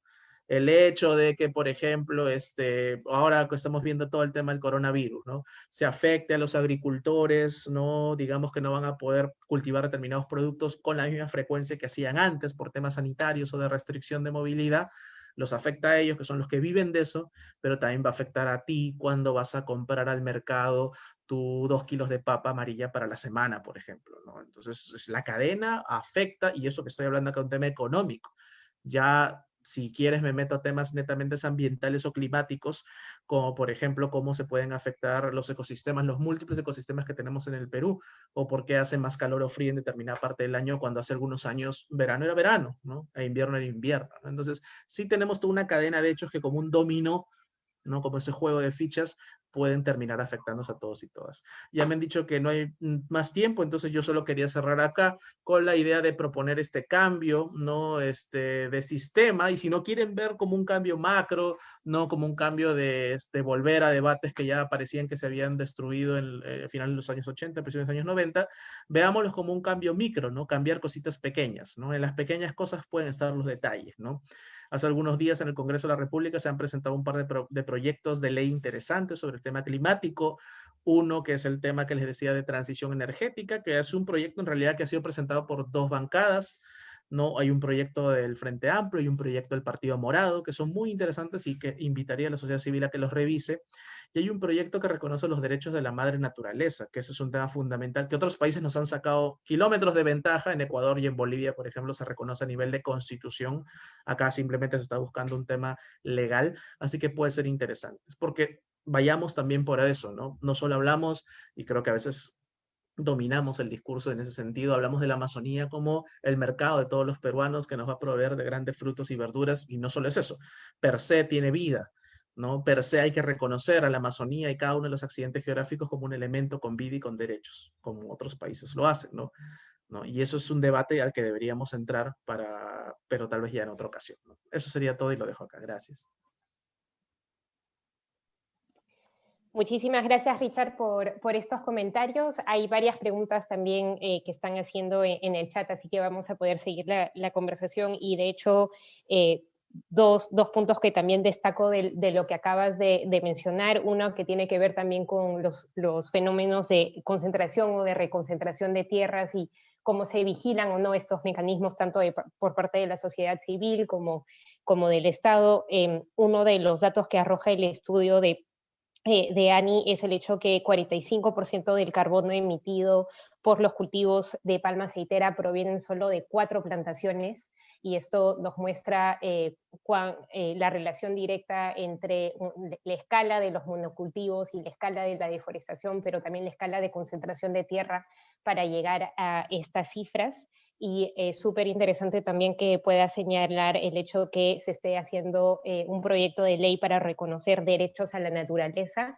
Yo creo que esto nos abre un tiempo y un espacio de conversación bastante importante sobre los derechos de la naturaleza, que efectivamente nos puede llevar a hablar tanto de las afectaciones a la naturaleza y las consecuencias que tiene la depredación de la naturaleza con el cambio climático desde un nuevo enfoque. Así que gracias por mencionar esto. Empezamos el último bloque de esta conversación, que tiene que ver con las preguntas que hemos recibido del público. Hemos recibido una serie de preguntas y quiero disculparme de antemano para decir que no vamos a estar en capacidad de tratar cada una de ellas. Estamos seleccionando preguntas para poder mantener el tiempo. Estamos un poco ya cortos de tiempo para cerrar la presentación, pero nos comprometemos a poder tomar 15, máximo 20 minutos para cerrar este conversatorio. Son preguntas que voy a dirigir a los distintos panelistas, a quien también invito a hacer bastante o sea, que el tiempo de palabra sea también como directo al grano y preciso para que podamos estar en los tiempos acordados. Empiezo con preguntas para Ani.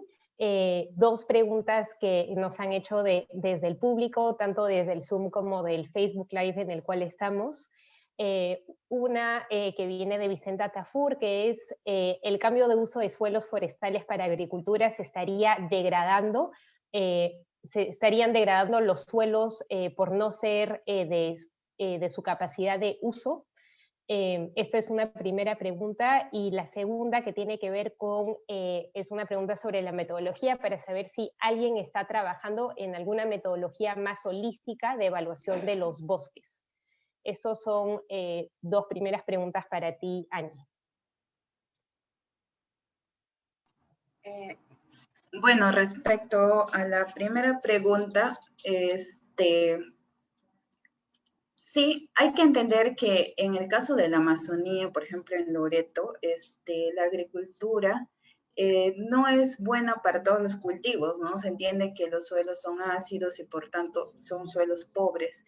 Entonces, si el suelo donde se está poniendo un cultivo X no es apropiado para él, va a ser una inversión en vano, se va a degradar desde el punto de vista ambiental este suelo y se va a perder toda la riqueza forestal que puede existir y que se pueda dar mejor uso con otras actividades alternativas.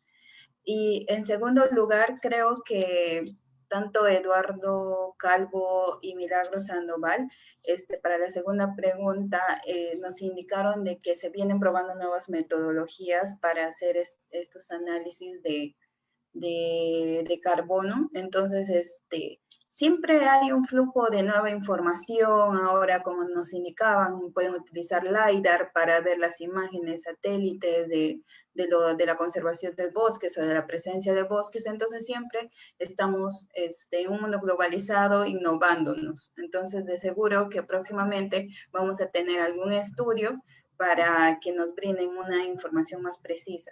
En este caso, como les dije al inicio, este es un estudio conservador que ha utilizado información secundaria disponible para mostrar o evidenciar de una manera conservadora cómo impactan estos dos agronegocios en la Amazonía. Y principalmente, vuelvo a recalcar que no necesariamente es una negación de decir, que no haya desarrollo económico, que no se hagan cosas que permitan el crecimiento del país, sino hay que saber dónde hacerlos. Hay lugares donde hacer agricultura, hay lugares donde aprovechar otros recursos. Entonces es simplemente aprender a planificar bien, y el Estado tiene esta tarea, y nosotros como sociedad civil tenemos que estar atentos de que se cumpla realmente donde debe ser.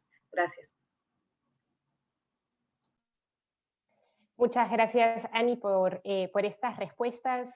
Sigo con preguntas que son para Milagros Sandoval, dos preguntas de Carolina Torres.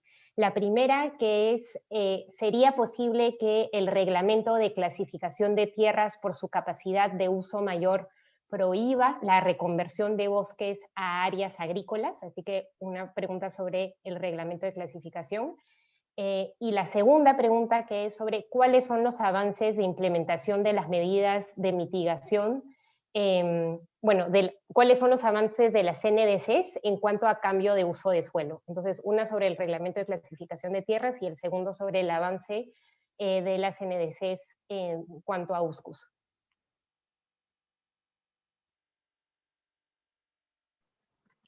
Perdón, no encontré el botón.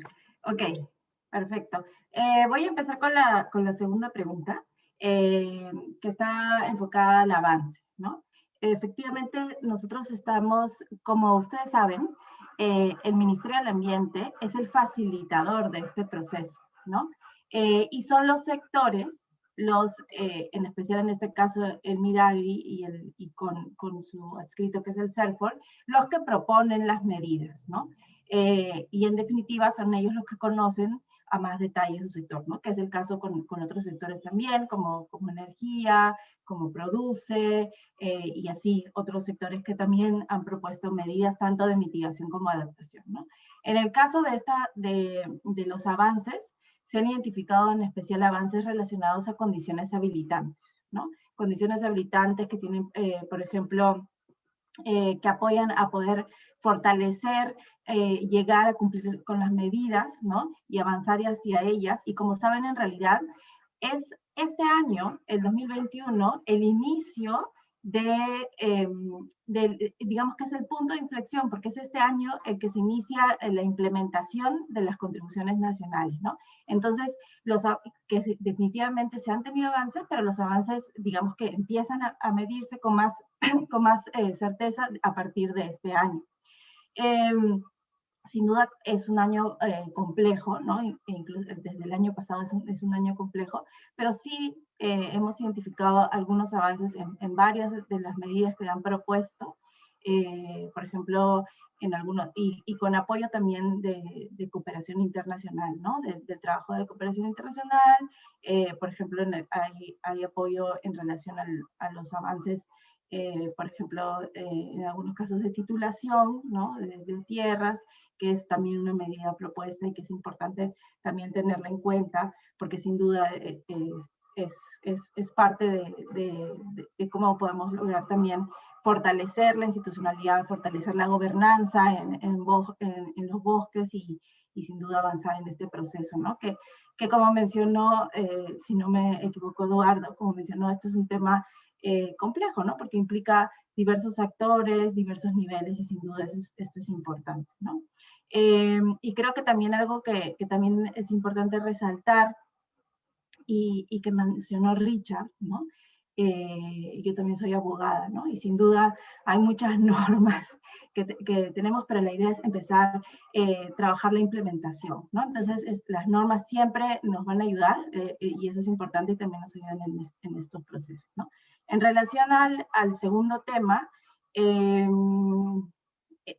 RCTCUM se encuentra en ese proceso de actualización, ¿no? Y de trabajo interno dentro del Midagri, y está enfocado en realizar estudios de suelos, ¿no? Ese es el objetivo del RCTCUM, ¿no? Y el estudio de cobertura vegetal y definir así la capacidad de uso mayor de las tierras.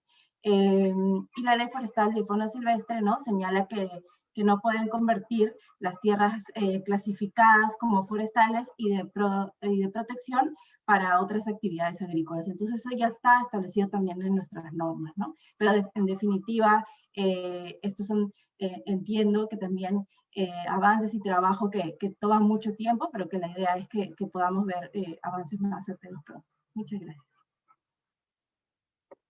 Muchas gracias, Milagros.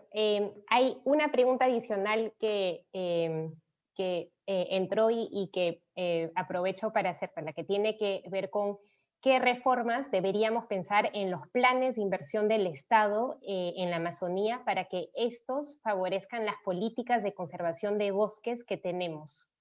Y también en los que estamos comprometidos como país a nivel internacional. Así que una pregunta sobre los planes de inversión de cara a la protección de bosques y sus vínculos con los instrumentos de financiación internacional. ¿Alguna actualización que nos puedas dar sobre esto? Bueno, específicamente les podría dar algunas ideas en relación a esto, ¿no?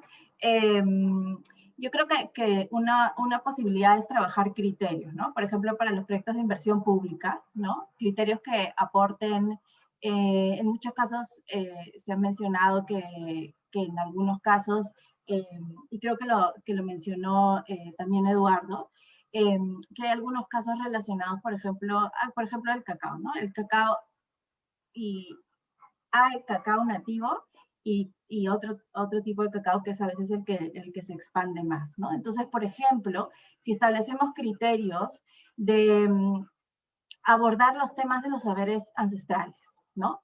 El cacao también implica un saber ancestral detrás, ¿no? Hay mucho cacao que es nativo de ciertas zonas y que definitivamente tiene un valor porque es un cacao fino de aroma, ¿no? Entonces, establecer ciertos criterios para poder incluirlos dentro de diversos proyectos, planes de inversión, proyectos de inversión pública, otros que no solo promueva el Estado, ¿no? Sino también aquellos que pueda apoyar el sector privado son importantes.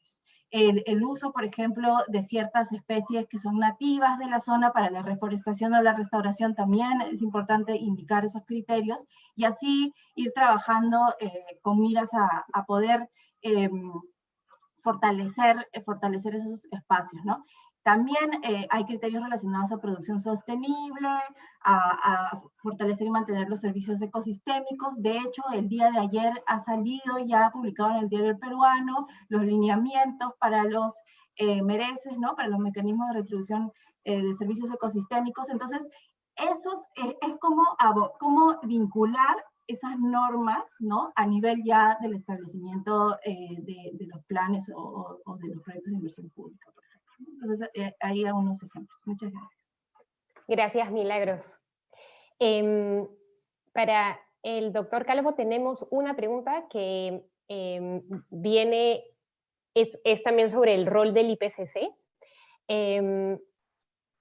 Son dos preguntas en una que tiene que ver con si consideran desde el IPCC que las vías alternativas sostenibles son las de una prosperidad sin crecimiento. Entonces, una pregunta sobre si tendríamos que ir hacia modelos que no propulsan un crecimiento económico, pero las reflexiones sobre esto. Y en lo segundo, que es una pregunta de interés sobre el IPCC, es saber si cómo el IPCC comunica sobre sus informes. Y también es una pregunta si hay como un medio de comunicación masiva desde el IPCC, porque los informes del IPCC son muy importantes y alarmantes. Sí, estas serían como las dos preguntas. A ver, gracias, Clemens. Voy a comenzar por la segunda, ¿no? De que si tenemos medios de comunicación masivo, bueno, si podemos considerar a las redes sociales como medio de comunicación masivo, pues sí. Tenemos un canal de YouTube y tenemos presencia en otras redes sociales, aunque el vehículo principal para la presentación de los informes es justamente la página web del IPCC por el lado de los informes, y por el lado de los informes metodológicos es la otra que indiqué en el chat. Entonces, eso creo que cubriría la segunda pregunta acerca de los medios de comunicación masivos.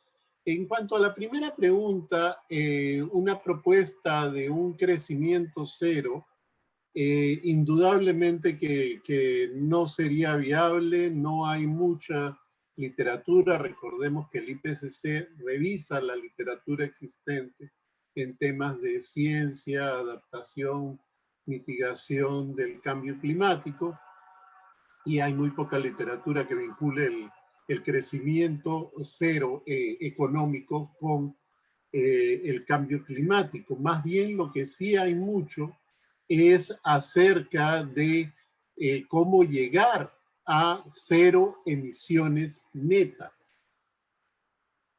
Y sobre eso va a tratar el informe del tercer grupo del sexto informe de evaluación que se viene preparando ahora y también el producto final de este ciclo de evaluación, que es el denominado informe de síntesis. En ambos documentos se va a poder encontrar toda la información que hay sobre una transición. Yo personalmente no creo que el Perú esté en estos momentos en condiciones para hablar de un crecimiento económico cero. ¿Y por qué? Porque el Producto Bruto Interno per cápita no llega ni siquiera a los $7.000. Estamos muy, pero muy lejos. En realidad, para que un país tenga un nivel de desarrollo de sus sistemas productivos, su educación, su salud, una sociedad al menos un grado de equidad, esto comienza a ocurrir en niveles cercanos a los $20.000 per cápita. Así que estamos en la tercera parte de eso. Así que pensar en que en estos momentos lo que hay que buscar es un crecimiento sostenible, un crecimiento con más equidad de lo que hemos tenido en estos últimos años, un crecimiento que no implique sacrificar el medio ambiente. Entonces, así sí, y que como por supuesto muchos otros países, entremos al camino de lo que se llama una transición ecológica. Esto sería mi respuesta a la primera de las preguntas. Gracias. Muchas gracias, Eduardo. Y terminamos con una pregunta para Richard. Una pregunta que tiene que ver con defensores ambientales, en el cual uno de los participantes nos señala que existen personas o grupos que suelen calificar de terroristas o de personas en contra del progreso a los defensores ambientales o a los activistas indígenas. Saber si, o sea, desde el apoyo y los puentes con los defensores ambientales, o sea, si hay proposiciones de cómo fortalecer también la protección de los defensores ambientales que están también protegiendo el bosque y luchando contra la deforestación. ¿Algún comentario también de activista a activista, de cierta manera? Sí, creo que gracias por la pregunta. Es importante considerar que el derecho al medio ambiente, que es el derecho violentado por el cambio climático, es un derecho fundamental. Está, sin ir tan lejos, en la Constitución del 93, que a veces estamos hablando de cambiarla, criticarla, está ya en el artículo 2, derecho a un ambiente equilibrado y adecuado. Sería ideal que esté como derecho al medio ambiente, pero allí está. Entonces, evidentemente, cualquier persona, grupo de personas que busca proteger al medio ambiente contra estos monocultivos, por ejemplo, debe ser considerado un defensor ambiental, un defensor de derechos humanos, y ofrecerle las garantías correspondientes. Lamentablemente, la gran oportunidad que tuvimos el año pasado fue de ratificar el Acuerdo de Escazú, que es este tratado muy importante de defensa, ¿no?, de estos defensores ambientales, y que han firmado varios países como Ecuador, como Argentina últimamente, que ahora ya entró en vigencia, y que lamentablemente en el Perú no lo firmamos nuevamente por la presencia de estos partidos políticos, muchos de ellos que engañan con mentiras, ¿no?, y con afirmaciones no tan ciertas sobre cómo este tratado vendía la soberanía de la Amazonía a otros países, lo cual era abiertamente falso, ¿no? Esta norma se archivó, ni siquiera llegó a pleno, se archivó en la Comisión de Relaciones Exteriores del Congreso, liderada por el señor Gilmer Trujillo, congresista de Fuerza Popular del Fujimorismo, quien no tuvo reparos para archivar la propuesta, a pesar de los votos contrarios de algunas bancadas en minoría, ¿no? Y justamente una de ellas, el Partido Morado, presentó un proyecto de ley el año pasado, en diciembre, el 6762, que es una ley que promueve y protege a defensores de derechos humanos, que es interesante porque además el Partido Morado, junto a Frente Amplio, junto con Somos Perú, eran los únicos partidos que buscaban la aprobación, la ratificación del Acuerdo de Escazú, y ahora se promueve esta ley que, bueno, no es un tratado, pero igual tendría cierta importancia para proteger a estos defensores.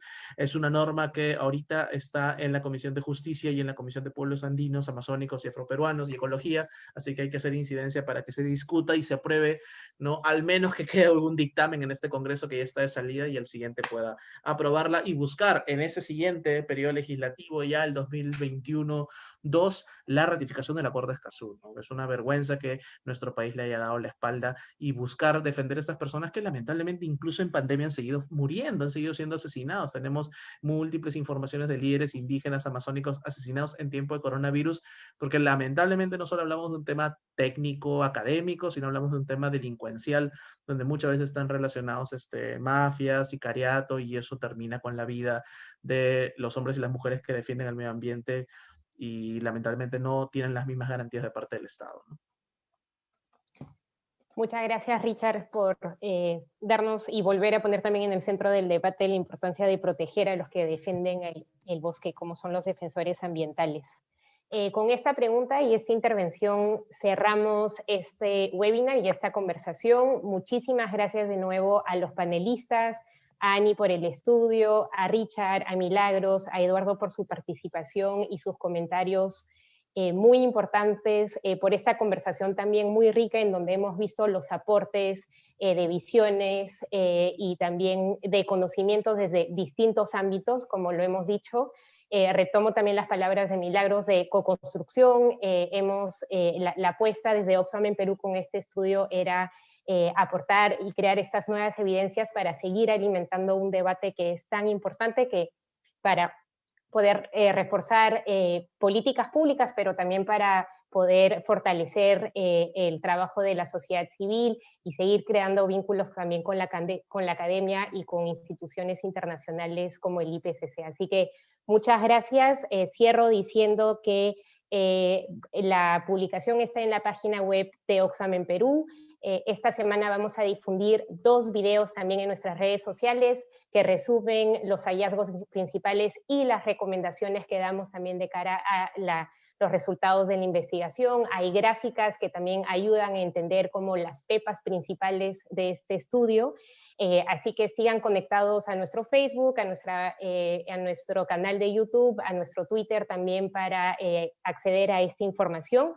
Decirles también que esto era el primer evento de una serie de 3 conversaciones que estamos llevando esta semana. Entonces, invito a todos los participantes a poder conectarse este miércoles 27 a una conversación sobre delitos ambientales y agronegocios a gran escala, en los cuales participarán miembros de la SPDA, de EIA, de IDL y de FECONAU, para hablar también de más precisamente de los delitos y de la actualidad en torno a las plantaciones del Grupo Melca. Hemos mencionado varias cosas de cara a los procesos judiciales de estas empresas que vamos a abordar más específicamente durante esta conversación.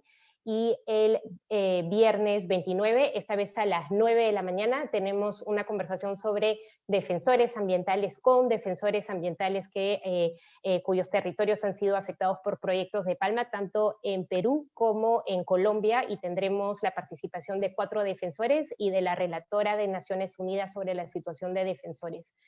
Por eso es en la mañana también, para permitir a la relatora que vive en Europa de poder conectarse a una hora que funciona con ella también. Entonces, toda la información está en la página de Oxfam. Pueden difundirla también a otras personas de sus organizaciones. Y muchas gracias de nuevo a nuestros panelistas y a todos los que han estado aquí durante estas 2 horas de conversación. Hasta muy pronto.